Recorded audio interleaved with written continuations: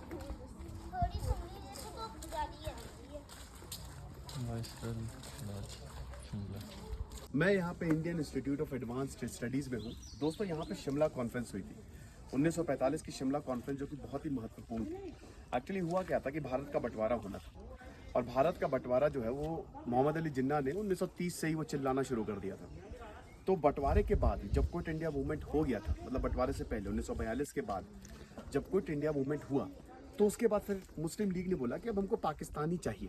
ठीक है, तो जो हमारे लीडर्स मिले थे, जो उस समय के viceroy Lord Wavell, Jawaharlal Nehru और इधर मोहम्मद अली जिन्ना, यानी कि इंडियन नेशनल कांग्रेस, ब्रिटिश और मुस्लिम लीग, वो तीनों यहीं पे ही मिले थे, समझ रहे हो। और वही शिमला कॉन्फ्रेंस, हालांकि उसमें कुछ निकल नहीं पाया था क्योंकि कांग्रेस चाहती थी कि बंटवारा ना हो और मुस्लिम लीग चाहती थी कि बंटवारा हो, तो कुछ सोल्यूशन नहीं निकला।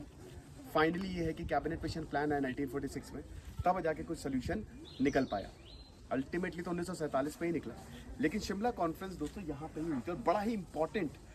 आज तो ये Indian Institute of advance studies है, लेकिन एक समय ये ऐसी चीज़ों के लिए यूज़ किया जाता था क्योंकि ब्रिटिशर यहाँ से बस जाना चाहते थे। पूरे शिमला को ब्रिटिशर ने बनाया, आपको पता ही है।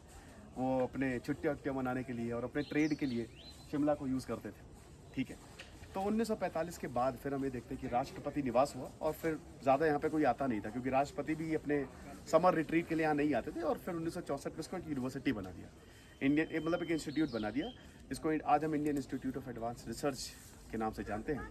और यहाँ पे रिसर्च होती है, तो अगर आपको अप्लाई करना है, आप अप्लाई करिए। तो बहुत बढ़िया है, बहुत ही खूबसूरत है, एकदम ऐसा लग रहा है, एकदम टिपिकल ब्रिटिश आर्किटेक्चर आपको देखने को मिलेगा। और ऐसा लग रहा है कि हम एकदम मतलब ऑक्सफोर्ड यूनिवर्सिटी में ही घूम रहे हैं, है ना। और बाकी ये शिमला तो है ही बहुत ही ज़्यादा खूबसूरत।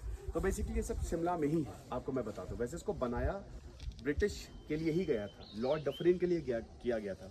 उन्होंने इसको अपने लिए बनाया था 1884 से लेकर 1888 तक, जो उस समय वाइसरॉय थे, इसलिए इसको वाइसरॉय लॉज भी बोला जाता है। तो कभी आप शिमला है तो कंफ्यूज ना हो, क्योंकि कई जगह आपको वाइसरॉय लॉज भी मिलेगा, बट वो एक ही है यहाँ।